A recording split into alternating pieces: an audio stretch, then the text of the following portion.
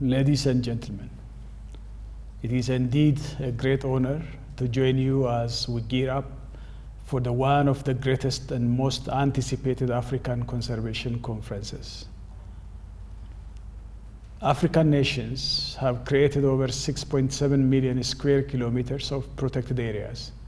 This massive size, 4 times the size of Spain, reflects both the vast size of Africa and a high level of commitment by the African nations to the principles of conservation and sustainable development.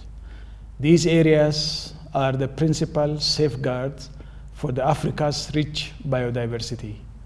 They are essential for biodiversity conservation, underpinning most national and regional conservation strategies. Next to their role in maintaining natural ecosystems and conserved species, many contain major features of the Earth's history and processes, while others conserve the interplay between human activity and nature in sustainable use landscapes. Larger and more natural protected areas also provide space for evolution and future ecological adaptation and restoration, both increasingly important under conditions of rapid climate change. And it is for this reason, and for many more, that we as Africans must safeguard our remaining natural ecosystem for not only this upcoming generation, but for those to come.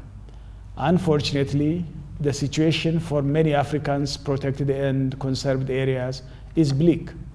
Most protected areas are severely under-resourced. A survey conducted by the African Wildlife Foundation on behalf of a network of African protected area directors has revealed that of the just over 700 protected and conserved areas from 22 countries consulted, 70% reported that all or nearly all of them, as in their systems, face budget shortfalls, and over 90% of protected areas don't have sufficient funds for effective management, and 9% don't have any budget at all. This means that instead of performing as carbon sinks and safe havens for biodiversity, protected areas are threatened by conservation and conversion and degradation.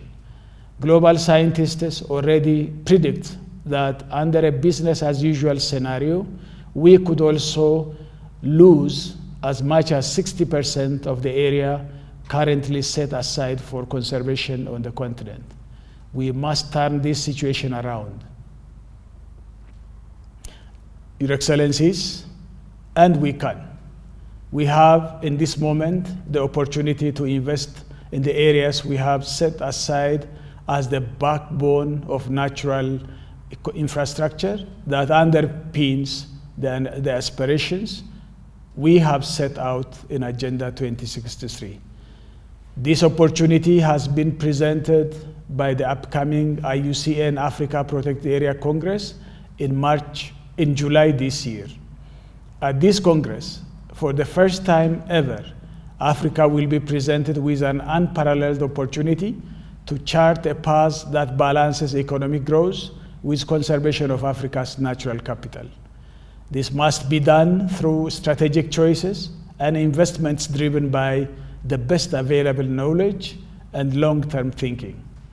The underlying drivers of biodiversity loss need to be understood and addressed in particular ways, and the global post-COVID-19 economy needs to reflect the reality that our lives and economies depend on nature.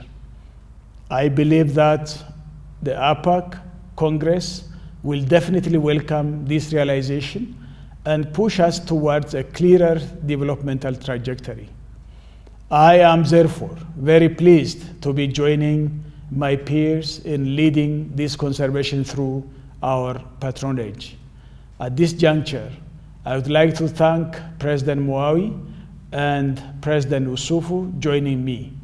As iterated in this video message, I concur with both His Excellency Usufu and Excellency Moawi that the ability of leadership at all levels to be discerning and empowered in critical and shaping decisions that will affect Africa's future. Luckily, APAC seeks to deliberately foster dialogue that build and empower the current and the next generation of leaders to realize an African future where biodiversity is valued as an asset that contributes to development. I therefore thank you all for joining us today and greatly look forward to seeing you here in Kigali in July. I particularly want to thank President Paul Kagame for hosting us in this conference. I wish you all the best and a great day ahead. Thank you very much.